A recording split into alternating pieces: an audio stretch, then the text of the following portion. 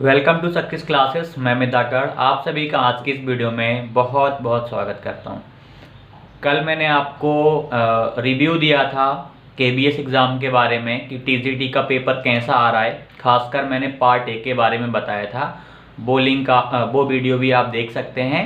और आज मैं आपको कुछ वो बातें बताना चाहता हूं जो आपको वहां नहीं दोहरानी है, वो गलतियां आपको वहां पे नहीं करनी है। क्योंकि इंटरफेस इतना अच्छा नहीं मिलेगा आपको वहाँ का, उसमें आपको स्क्रॉलिंग करनी पड़ेगी, ऊपर नीचे बार बार जाना पड़ेगा और भी बहुत सारी दिक्कतें वहाँ पे आएंगी। तो जिनका भी अब केबीएस पीआरटी का एग्ज़ाम है जो आप देने वाले हैं, वो वीडियो को ध्यान से देखें और कुछ चीज़ें हैं जो आपके लिए जानना ज़रूरी है, उन्हें बहुत ही अच्छे से आप समझ लें और इन गलतियों को मत दोहराना। पहली बात है, इंटरफेस की प्रॉब्लम आपको वहाँ पे आ सकती है, क्योंकि जो मॉक टेस्ट या कहीं से भी आप लगा रहे हैं उनके इंटरफेस बहुत ही अच्छे रहते हैं, बहुत ही डेवलप रहते हैं, बहुत शानदार रहते हैं। लेकिन केबीएस का इंटरफेस आपको इतना अच्छा नहीं मिलेगा। कई बार ही स्किपिंग कर देगा, वन क्वेश्चन पे पता चला कि थर्ड वाले पे पहुंचा देगा, फिर आपको थर्ड से पता चला फोर्थ और फोर्थ के बाद सिक्स पहुंचा देगा। ऐसा हर जगह कर सकता है ये। खासकर मेरे सेंटर पे तो काफ़ी लोगों के साथ हुआ था, मेरे साथ भी हुआ था। और एक और बात मुझे कल समझ में आया, एक दोस्त का एग्ज़ाम था कल, लाइट चली गई थी उनके वहाँ पे, 2-3 बार ऐसा हुआ था। एक बार क्या हुआ कि लाइट वहाँ पे चली गई, लगभग 10 मिनट तक लाइट नहीं आई, 10-15 मिनट तक लाइट नहीं आई। तो वहाँ पे ऐसा लग रहा था सभी को कि भाई 10 मिनट का टाइम ज़्यादा मिल जाएगा, एक्सटेंड कर दिया जाएगा, लेकिन नहीं किया। वो आपका जो 10 मिनट था ना, वो भी बर्बाद चला गया। तो ऐसे करके इसमें अपनी गलती नहीं है, इसमें भाई संगठन ने ही गलत किया हुआ है। टाइम देना चाहिए भाई, हमारी गलती की वजह से लाइट नहीं गई, आपको सिस्टम को उस तरीके का रखना चाहिए, या लाइट चली जाए तो कहीं से उसको पावर देनी चाहिए थी। तो एक प्रॉब्लम तो वहाँ पर ये सबसे बड़ी देखने को मिली है। ऐसा काफ़ी सारे स्टूडेंट के साथ में हुआ है कि लाइट जाने के वजह से 10 से 15 मिनट का टाइम उनका चला गया, उन्हें ज़्यादा टाइम नहीं दिया गया। ठीक है, तो आप लोग ध्यान रखें कि भाई वहाँ पे ऐसा ना हो। वैसे ये आपके हाथ में नहीं है, यदि होता भी है तो फिर आप अपनी स्पीड बढ़ाएं। आप ये ना सोचें कि भाई और टाइम मिल सकता है, पॉसिबिलिटीज़ कम है, क्योंकि कल हम देख चुके हैं, कल ऐसा नहीं किया गया।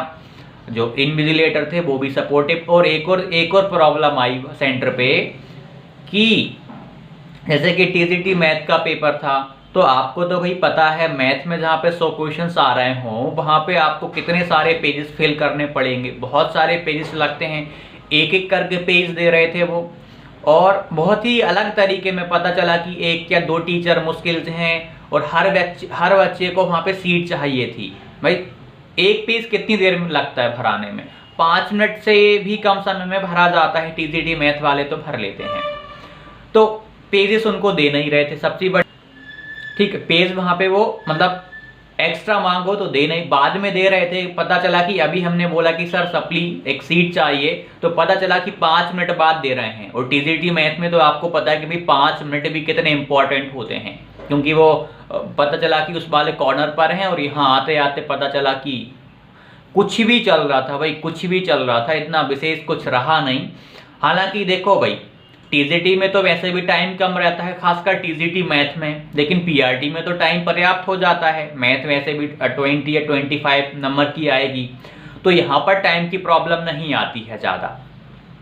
तो लेकिन फिर भी कोशिश करना कि आप लोग मतलब अपने आप को मैनेज करना, जो इंटरफेस को देख के डरना मत, थोड़ा सा मैनेज कर लेना, क्योंकि ये पहली बार एग्ज़ाम दे रहे हैं। और सबसे बड़ी बात है कि केबीएस भाई पहली बार ऑनलाइन एग्ज़ाम करवा रहा है, तो इंटरफेस की भी कई बार उन्हें भी प्रॉब्लम का सामना करना पड़ता है, अच्छा इंटरफेस नहीं दे पाते, और भी बहुत सारी दिक्कतें आती हैं। मतलब जब ऑनलाइन करवाने की बस की नहीं है तो फिर क्यों करवाते हैं, एक चीज़ ये भी सामने आती है। हालांकि जो भी है देखा जाएगा, पीआरटी में ऐसी ज़्यादा दिक्कतें नहीं आएंगी, लेकिन आप फिर भी ध्यान से करना। वहाँ पे जब लॉग इन करो तो इंस्ट्रक्शंस को पढ़ लेना। उसके बाद जब क्वेश्चन सॉल्व करने लगो, आपका सेक्शन हो जाए, आपने इंग्लिश पूरी कर ली 10 नंबर की, एक बार देख लो सेक्शन पे जाके क्या 10 के 10 आपके टिक हैं या नहीं हैं। नहीं तो बाद में पता चला कि स्किप करके आपको बिल्कुल कुछ क्वेश्चन छूट जाते हैं ऐसे करके। आपके साथ ऐसा ना हो, आप इसे सुनिश्चित करते जाइए, वहाँ पे देखते जाइए एक बार। चलो हिंदी पूरी हो गई, हिंदी के सारे क्वेश्चन एक बार देख लो, हाँ हो गए, ठीक है आगे बढ़ो, ऐसे करके आपको वहाँ पे करना है। और बहुत ही धैर्य पूर्वक क्वेश्चन पेपर को सॉल्व करना है, क्योंकि वहाँ पर एक तो चलो मैथ में तो प्रॉब्लम आती है, हालांकि इसमें नहीं आएगी पीआरटी में, क्योंकि मैथ में तो सीट सीट सीट मतलब पूरी क्लास में सब लगे रहते हैं, इसको सीट उसको सीट, कहीं कुछ लगा रहता है। हालांकि पीआरटी में भी लास्ट में प्रॉब्लम आएगी मैथ करेंगे तो, हालांकि मैथ तो आप 1 या 2 सीट में ही सॉल्व कर लोगे, ज़्यादा दिक्कत का सामना यहाँ आपको नहीं करना पड़ेगा। आशा करता हूँ कि कुछ आपको सीखने को मिला होगा, और मेरी पिछली वाली वीडियो आप ज़रूर देखना। और मैंने एनईपी और आरटी का बोला था कि मैं आपको सेंड करूँगा, मैंने टेलीग्राम पे अपलोड कर दिया है, आप लोग उसको ज्वाइन करके आप वहाँ से देख सकते हैं।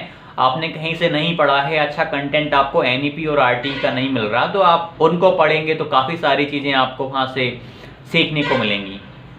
पेपर का लेवल भाई आसान नहीं है, मतलब मॉडरेट टू आप डिफिकल्ट कह सकते हो, इतना मॉडरेट कह सकते हो, या थोड़ा बहुत मॉडरेट से ऊपर कह सकते हो। बहुत इजी तो नहीं कहेंगे कि भाई टीजीटी का जो जनरल पार्ट की बात कर रहा हूँ मैं, जो 80 नंबर का हमें आया था वो अपन को पीआरटी में आएगा 100 नंबर में, और 80 का यहाँ पे अपना सब्जेक्ट आ जाएगा, इसमें हिंदी और इंग्लिश भी रहेगी, ईवीएस और मैथ रहेगी। तो थोड़ा बहुत यहाँ पे टाइमिंग की प्रॉब्लम तो इतना है कि नहीं आने वाली है, पेपर एनसीईआरटी बेस बन रहा है, लेकिन कुछ क्वेश्चंस का लेवल थोड़ा सा वो बहुत अच्छा खासा रखते हैं, लेकिन जो जनरल पार्ट है ना उसका तो क्या ही एनसीईआरटी से कंपेयर करना। हिंदी इंग्लिश का चलो छोड़ दो, उसके बाद रीजनिंग है, आपका कंप्यूटर है, आपका जीके जीएस है, इनका लेवल तो वो अच्छा ही रख रहे हैं, सीडीपी का लेवल भी काफ़ी ठीक रख रहे हैं। आप सोचो कि मतलब बहुत अंडरस्टैंडिंग वाला है, लेकिन क्वेश्चंस घुमाने वाले हैं। कल हुआ क्या कि 4 से 5 क्वेश्चंस हमें ऐसे देखने को मिले सीडीपी में भी और यहाँ पर भी, जिनमें दोनों आंसर्स आ सकते थे, पॉसिबिलिटीज थी, और मैथ में तो 2 या 3 क्वेश्चंस गलत दिए थे, शुद्ध गलत दिए थे, तो टाइम उनमें भी बर्बाद होना वो तो जाना ही था, क्योंकि जो आसान क्वेश्चंस होते हैं जो हमसे अच्छे से बन रहे होते हैं हम उनको करते हैं पहली नज़र, पहली बार में आंसर आ जाता है, और पता चले कि आंसर वहाँ पे है ही नहीं, ऑप्शन वो वाला दिया ही नहीं जो इसका आंसर होना चाहिए, तो आप फिर से करके देखोगे, 1-2 बार और करके देखोगे, क्या पता कि मैंने कुछ गलती कर दी हो, मैंने कुछ मिस्टेक कर दी हो। तो ऐसे करके आपको सारी चीज़ें वहाँ पे देखनी पड़ती हैं। पीआरटी में इतनी दिक्कतें नहीं आएंगी, लेकिन कोशिश करना कि भाई रीजनिंग वगैरह, देखो पैटर्न फिक्स चल रहा है मुझे केबी का, मैंने पहले भी रिव्यू देखे, तो सिटिंग अरेंजमेंट आना बन रहा है, रीजनिंग में आ ही रहा है सिटिंग अरेंजमेंट, और क्या आ रहा है, सेटिंग अरेंजमेंट आ रहा है आपका, सोलोगिज्म वाला आ रहा है आपका, सेटिंग अरेंजमेंट सोलोगिज्म वाला, और बैंड डायग्राम से एक क्वेश्चन आ रहा है, मतलब हर शिफ्ट का ये कॉमन सा चल रहा है कि इनसे वो दे ही रहे हैं, मतलब 3-4 टॉपिक हैं। हाँ, ब्लड रिलेशन का एक क्वेश्चन दे ही रहे हैं, 5 क्वेश्चन दे रहे हैं, 5 आपके टॉपिक उन्होंने चूज कर रखे हैं उनमें से, तो इस तरीके का पैटर्न चल रहा है। रिव्यू बराबर देखते रहो, आपको यूट्यूब पर जहां पर भी जिसका भी रिव्यू मिल रहा है ना उसको देखो, उसे सीरियसली लो आप लोग, चाहे वो टीजीटी का हो, चाहे वो पीआरटी के जो एग्जाम शुरू होने वाले हैं उनका हो, क्योंकि लगभग जनरल पार्ट का जो पैटर्न है लगभग सेम रहने वाला है इनका, उसी के अकॉर्डिंग ये लोग चल रहे हैं। आशा करता हूँ आपने कुछ सीखा होगा। आप यदि नए हैं तो चैनल को सब्सक्राइब करिएगा, और हाँ टेलीग्राम को ज़रूर ज्वाइन करिएगा, क्योंकि आपको बहुत सारी इन्फॉर्मेशंस आपको टेलीग्राम के माध्यम से मिलती हैं। सक्सेस क्लासेस बाय अमित धाकड़, आपको टेलीग्राम पे सर्च करना है या डिस्क्रिप्शन में मैंने इसकी लिंक दी हुई है। मिलते हैं अगली वीडियो में, धन्यवाद।